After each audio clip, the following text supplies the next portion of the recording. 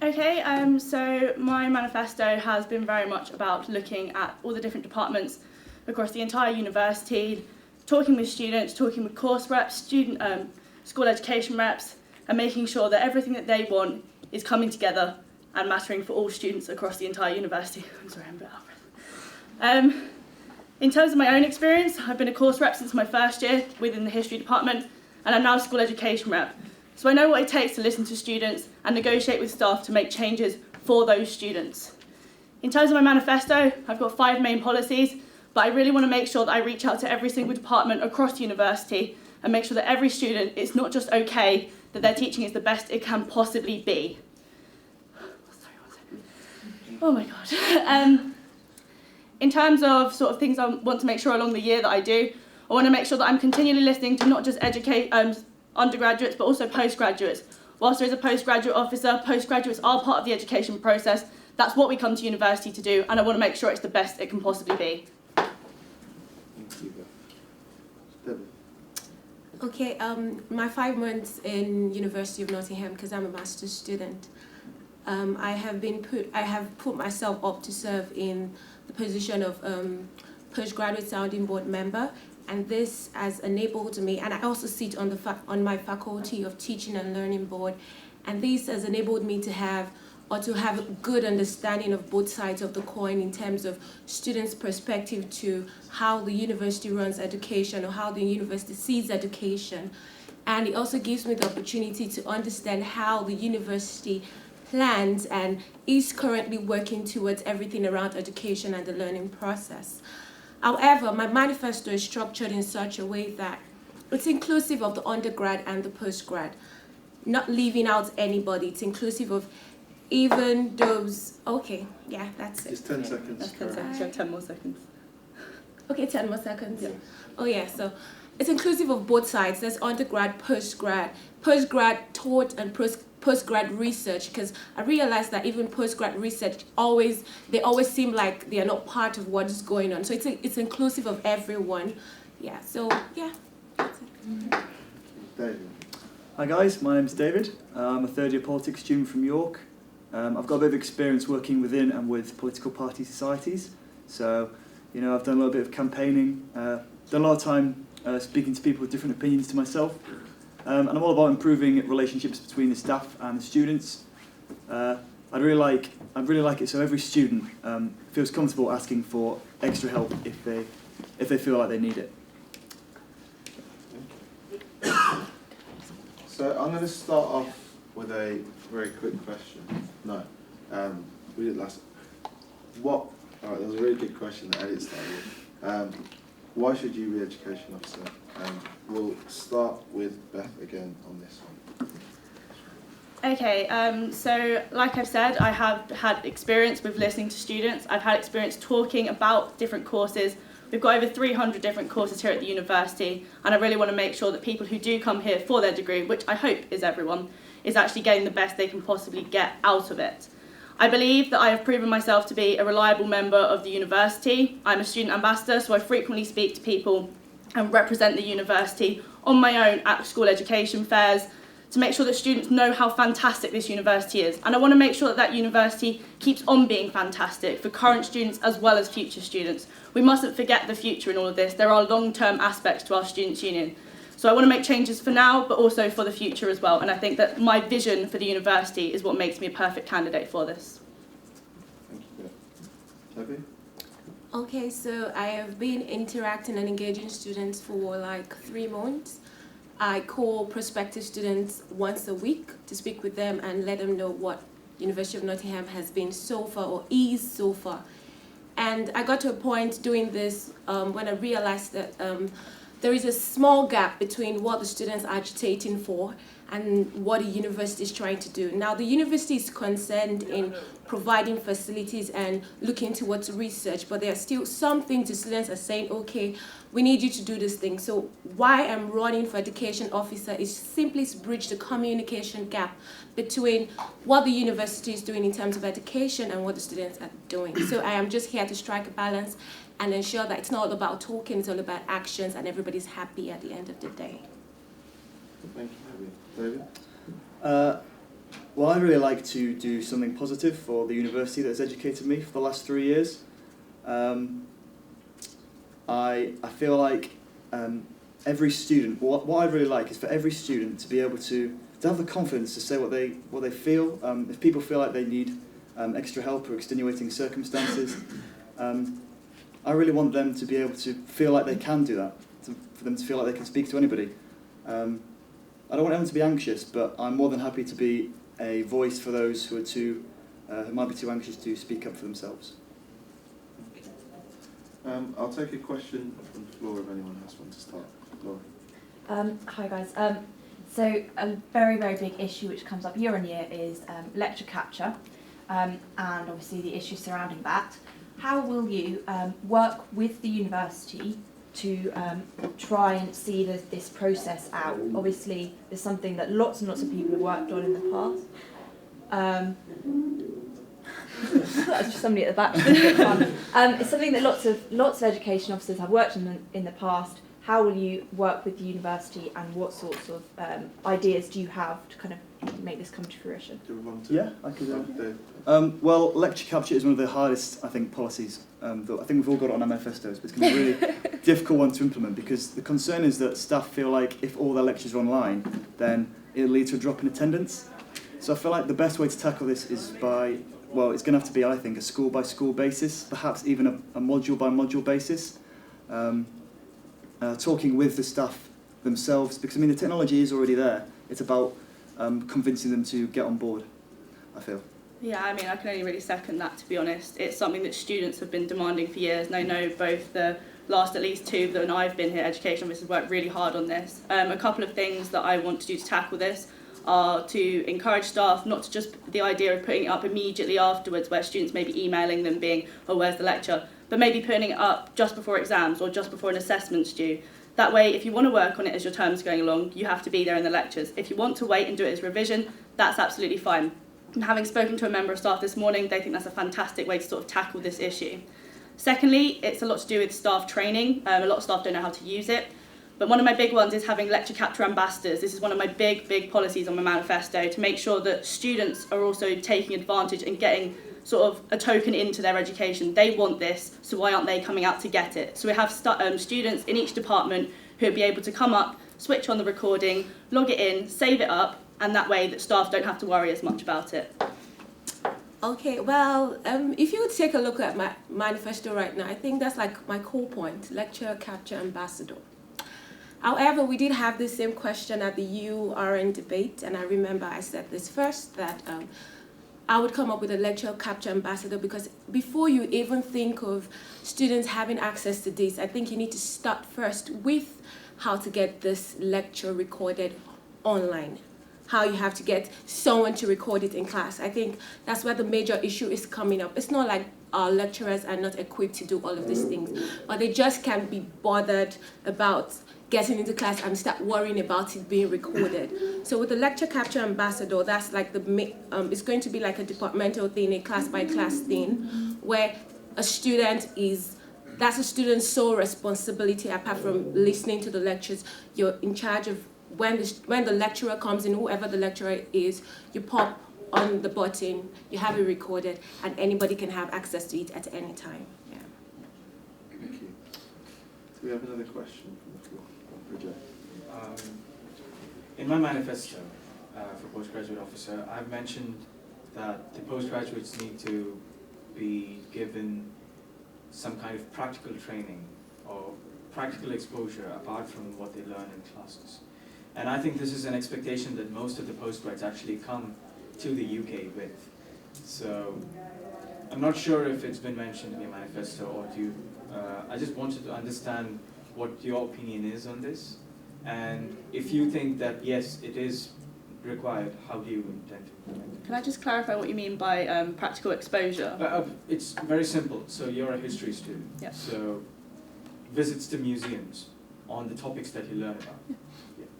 Or if I'm engineering, I wish to go and see a power plant working. What I study in textbooks, I need to see in real time.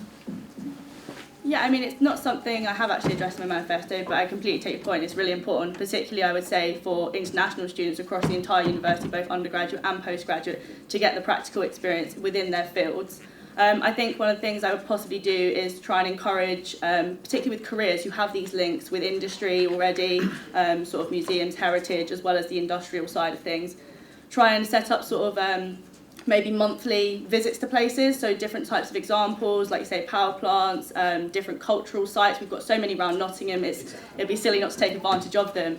So trying to do that, but also I would say, yeah, do it for postgrads, but also do it for undergraduates as well. I'm sure there's plenty of people who would like to take advantage of something similar. So maybe having it as like a series of things. So we already have lots of different lecture series where speakers come in, but also have maybe a Nottingham Goes Out series where students, whoever wants to go, can go to these different places and get that experience. Now, because I have 1 year to serve as education officer, I'm not sure I want to start up anything. I know I'm not going to give 100% and finish up. But what I would do is to increase awareness of certain resources and facilities that we already have on ground. Like for postgraduates and for undergraduates, there's something called the academic fund. Now, if I increase awareness around this, it would enable course reps and it will enable course reps and other students. I mean, this fund is accessible to almost every student on campus. So if you feel like you want to visit somewhere that's going to give you practical skills or pragmatic skills, I think everyone should have that opportunity. You don't have to be a member of a society to access this opportunity. So we increase awareness on that. And can I go on?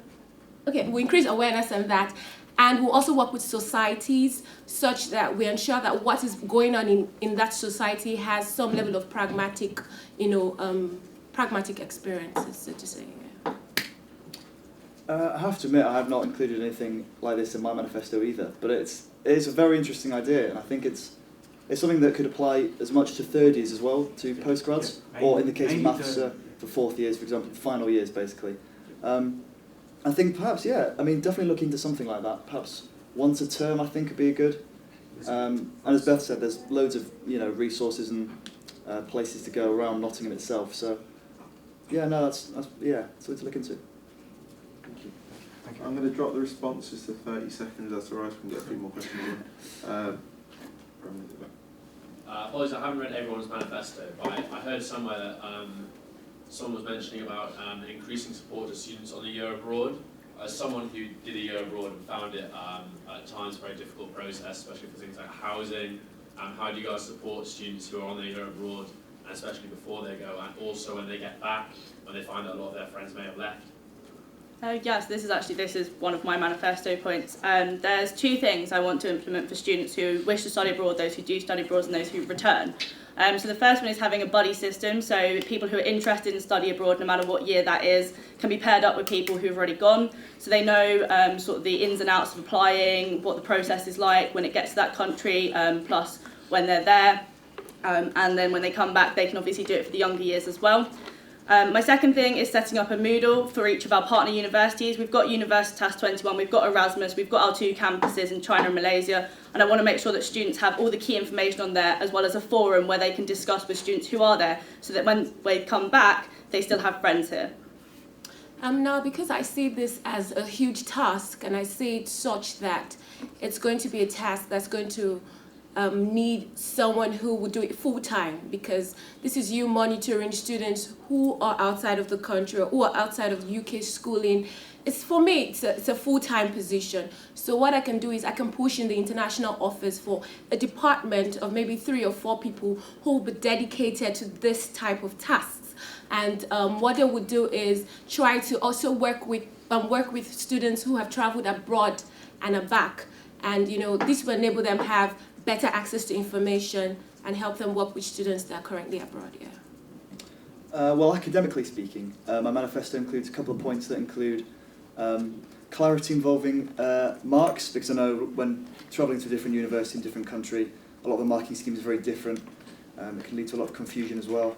And another thing I've included is improved module showcases. So, for example, if you've gone abroad for a year and you come back and you feel like you've missed out, improved module showcases would allow you to, choose modules that you feel like you've missed, maybe from your school or from another school, so you don't feel like you're missing out.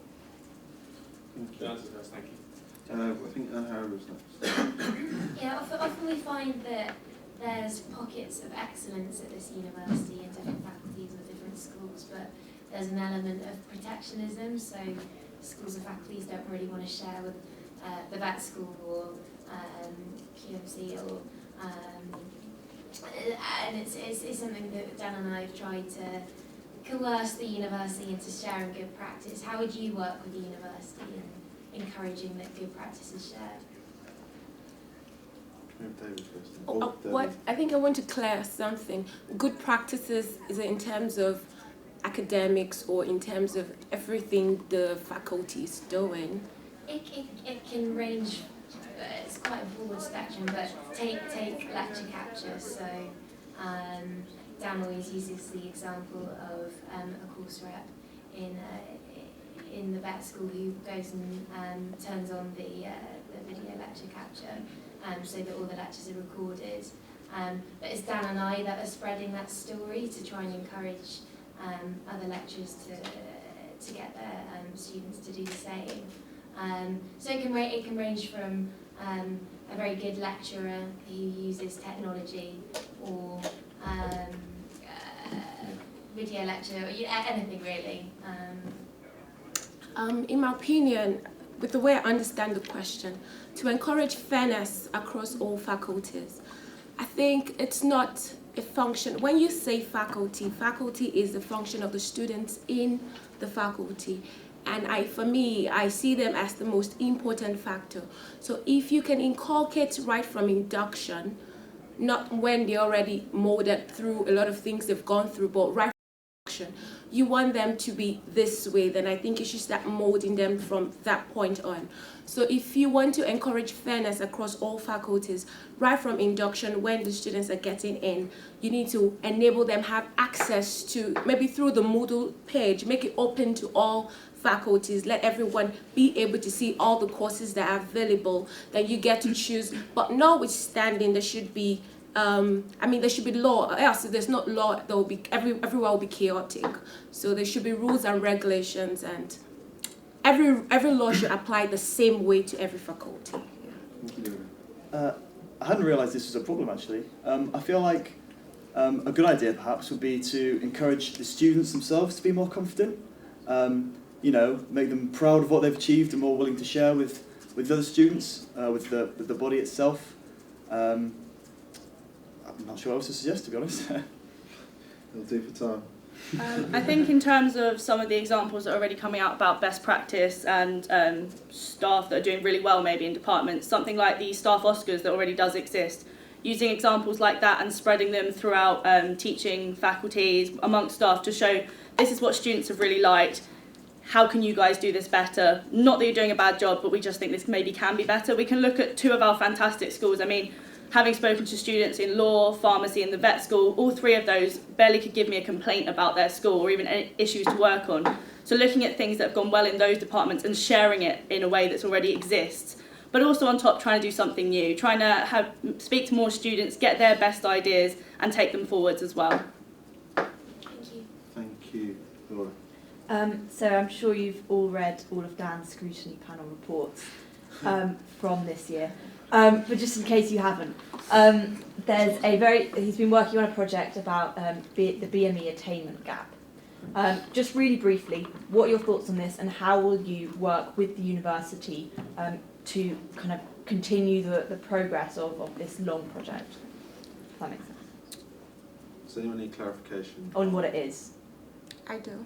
You do? Yeah. So the BME attainment gap is a national kind of, it's a look at students coming to university with the same grades, and we see that nationally black minority ethnic students when arriving to university on the same grades are 20% less likely to leave with a 2 on or a first.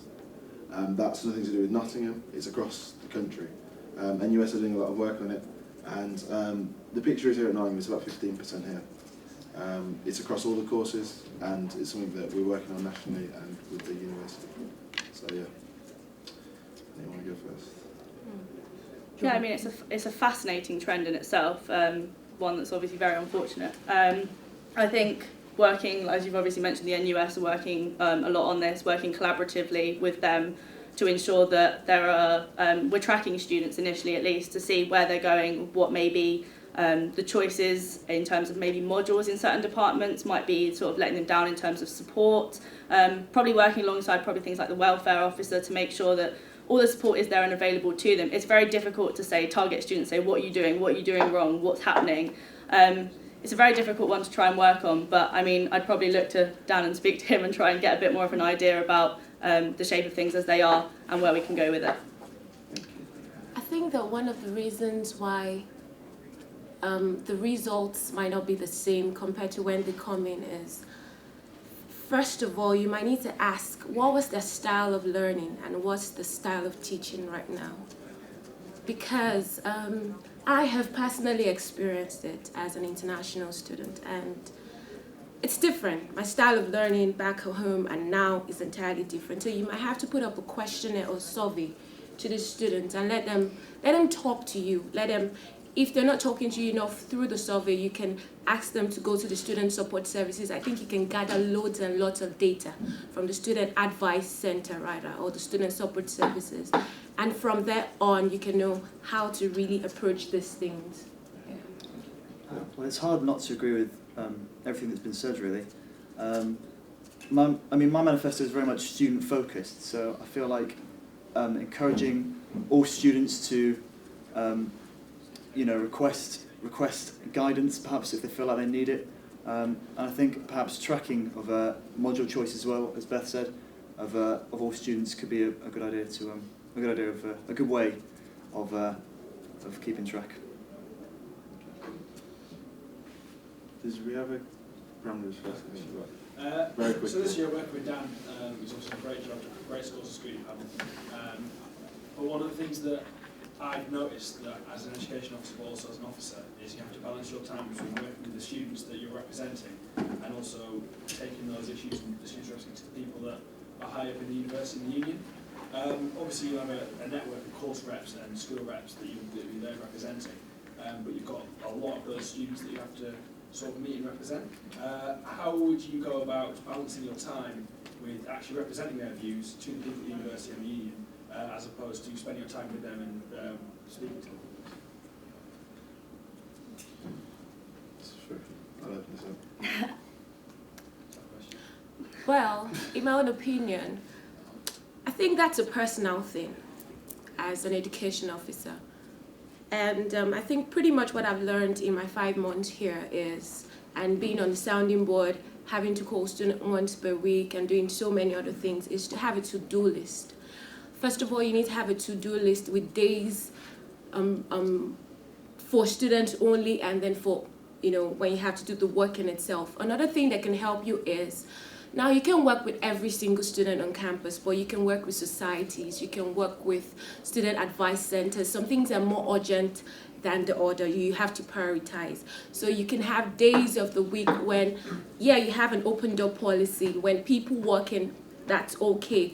But you need to let them know, increase awareness that these are the days when I'll be meeting with this society, that society. Yeah, that's how it works. I agree. It's very much a matter of balance and careful balancing itself. But I feel like between relaying information to staff and talking to students, if you don't spend enough time talking to students, you can only tell them so much. So personally, I'd put more emphasis on meeting and talking with the students. Yeah, I think the one thing that's important to remember is we are all technically on the same side. So the university does want the students to be happy and the students want to be happy, but they also want the reputation of the university to stay as high as it can be.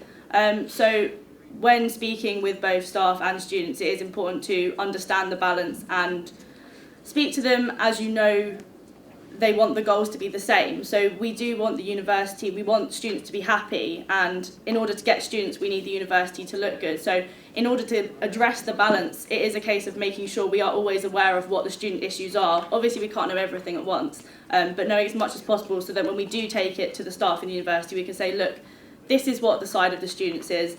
I can only tell you so much that the students say this, they say this, they say this. and then taking what the staff have said and taking it back to the students when necessary as well.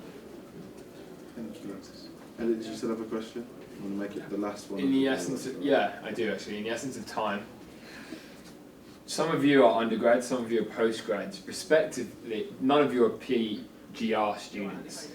Respectively, how are you going to train yourselves or gain knowledge on the level of study for which you have not experienced yourself? I think the biggest thing is communication, knowing the different networks, and I've got friends who are postgraduate research students, postgraduate taught students, PhD students, obviously undergraduate students, and widening this up, so making sure it's speaking to people like the postgraduate sounding boards, working with the postgraduate officer, trying to get yourself into those schools where those students are and talking with them. The communication is the only way you're going to get to know what their issues are and understand how they're going to have these issues, and that's the best way that we can solve any sort of gaps between that sort of thing. Okay, I think the only one I haven't experienced is PGR, and to bridge that gap is probably to work with the sounding board and to also work with the reps on the PGR. Yeah, because they're reps. Yeah, I still spoke with one today. So I work with reps on the PGR, and not forgetting the postgraduate officer who has a better view and a better understanding of what's going on in the postgraduate community. I will relate more with him. And then for undergrads, like I said, it still goes back to the societies. There are large societies there. About 80% of the membership in those societies are undergrad students. So that gives me a better understanding of what's going on directly. Yeah. It sounds a little bit simplistic, but I think you should never underestimate the power of dialogue. Just talking to people, learning as much as possible, and of course working very closely with the appropriate officers, so the postgrad officer, for example. Just trying to learn as much as you can, I suppose. Thank you very much. Thank you, everyone. I'm going to give you all 10 seconds each to sell yourself before we all leave here this evening. So, Beth, if you want to go first. Okay, so I really do want to represent all the students, every single one of the 34,000 that we have. I want to make sure that your degree is the best it can possibly be, not just for now, but for the future of the university as well. So please do check out the manifesto. I have spoken to so many students, and I want to make sure that you all count and that you all matter.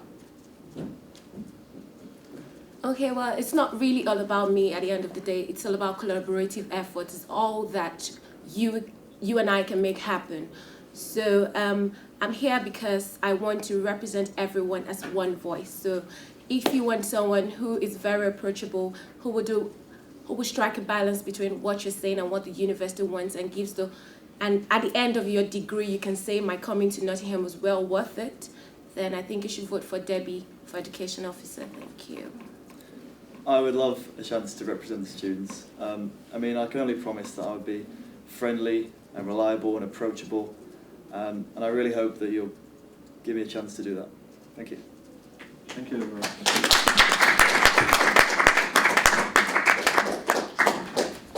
I think that wraps it up. Thanks everyone for coming and sticking around for the education officers. Thank you for our news teams for coming along and documenting this.